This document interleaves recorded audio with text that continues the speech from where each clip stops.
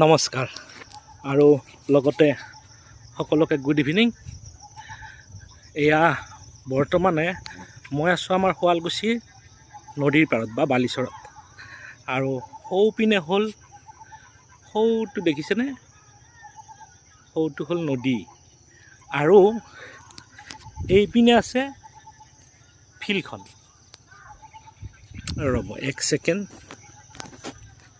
আচ্ছা সেইপিনে আছে, সেইখন হ'ল ফিল্ড, দেখিছে বাৰু। এতিয়া কথাটো হ'ল কি, আপোনালোকে চেলেঞ্জ এটা দিছিলোঁ যে এইটো কৰি আছেনে বাৰু, কৰি থাকক, অন্ততঃ 15 দিন কষ্ট কৰি কৰকচোন, ভাল ফলাফল পাব। আৰু এতিয়া মই ৰাতিপুৱা খোজকাঢ়িব নোৱাৰিলোঁ কাৰণেই এতিয়া কি কৰিছোঁ, পিছবেলা আহিছোঁ। দেখিছে মোৰ দেহটোৰ প্ৰতি কিমান মৰম জাগি গৈছে, আপোনালোকৰো জাগিব। আৰু এইটো কমাই নিদিব, যেতিয়া এবাৰ খোজকঢ়া কৰিব তেতিয়াহে সকলোৱে বুজি পায় যে কিমান পৰিৱৰ্তন হৈ যায়।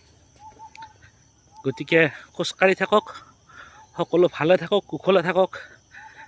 আকৌ এবাৰ আপোনালোকক অনুৰোধ জনাইছোঁ, যিসকলে খোজকঢ়া আৰম্ভ কৰা নাই এতিয়াও, আপোনালোকে আৰম্ভ কৰক নিজৰ কাৰণে। ধন্যবাদ। জয় হিন্দ, জয় আই অসম।